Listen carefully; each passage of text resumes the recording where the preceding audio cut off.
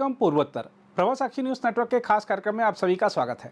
असम सरकार ने एक विशेष योजना को मंजूरी दी है जिसके तहत संवेदनशील और सीमावर्ती यानी बांग्लादेश सीमा के पास स्थित क्षेत्रों में रहने वाले आदिवासी लोगों को हथियारों के लाइसेंस प्रदान किए जाएंगे। हम आपको बता दें कि इन क्षेत्रों में बांग्लादेशी मूल के मुसलमानों की बहुतायत है। इस योजना का उद्देश्य ऐसे लोगों को अपने क्षेत्र के भीतर या पड़ोसी देश से आने वाले किसी भी आक्रमण से अपनी रक्षा करने की अनुमति देना है। असम सरकार के कैबिनेट नोट में कहा गया है कि यह योजना अवैध खतरों के प्रति एक निवारक के रूप में कार्य करेगी और ऐसे व्यक्तियों और समुदायों की व्यक्तिगत सुरक्षा तथा आत्मविश्वास को बढ़ाएगी। इस बारे में मुख्यमंत्री हिमंत बिस्वा शर्मा ने कहा है कि यह एक महत्वपूर्ण और संवेदनशील निर्णय है।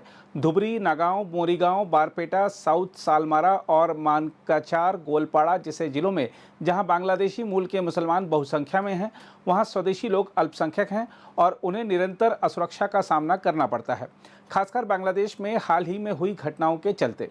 उन्होंने कहा कि ये स्वदेशी लोग अपने ही गांवों से या बांग्लादेश से हमले के शिकार हो सकते हैं। उन्होंने यह भी कहा कि यह निर्णय बीजेपी की जाति, माटी और भेती यानी पहचान, भूमि और मातृभूमि की रक्षा के प्रति प्रतिबद्धता के अनुरूप है। मुख्यमंत्री ने कहा, सरकार पात्र लोगों को जो मूल निवासी हों और स्वदेशी समुदाय से हों तथा राज्य के संवेदनशील और दूरदराज क्षेत्रों में रहते हों, उन्हें हथियार लाइसेंस देने में उदारता बरतेगी। मुख्यमंत्री शर्मा ने बताया कि यह मांग वर्ष 1985 से चली आ रही है, लेकिन किसी भी सरकार ने अब तक ऐसा साहसिक निर्णय नहीं लिया था। उन्होंने कहा कि यदि हमने यह निर्णय पहले लिया होता तो इन क्षेत्रों में स्वदेशी लोगों ने अपनी जमीनें नहीं बेची होती और उन्हें छोड़कर नहीं जाते। मुख्यमंत्री ने यह भी बताया कि राज्य से अवैध बांग्लादेशी नागरिकों की निर्वासन प्रक्रिया के चलते वर्तमान समय में स्वदेशी लोगों की आशंकाएं और भी बढ़ गई हैं। शर्मा ने कहा कि सरकार संवेदनशील क्षेत्रों की पहचान करेगी और वहां स्वदेशी लोगों को उदारता से हथियार लाइसेंस दिए जाएंगे।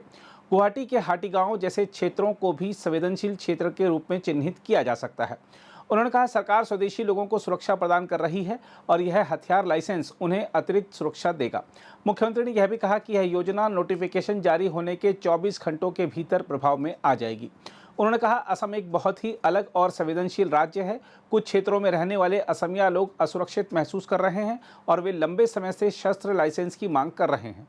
हम आपको यह भी बता दें कि असम के मुख्यमंत्री हिमंत बिस्वा शर्मा दावा करते रहे हैं कि राज्य में मुस्लिम आबादी जिस तेजी से बढ़ रही है उसके चलते प्रदेश की जनसांख्यिकी 20 साल से भी कम समय में बदल जाएगी। उनका दावा है कि असम में 2041 तक मुस्लिम बहुसंख्यक हो जाएंगे।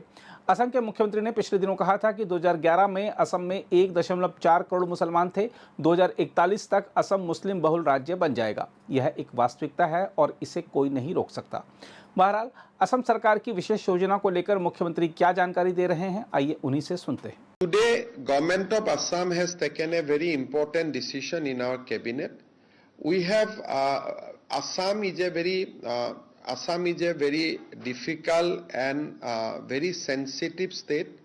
Today, we have decided that we will give arm license to the eligible persons who are residing in remote area, vulnerable area and border area, and we will encourage our original inhabitants and indigenous Indian citizen to apply and take arms license as per the eligibility provided in the Indian Arms Act.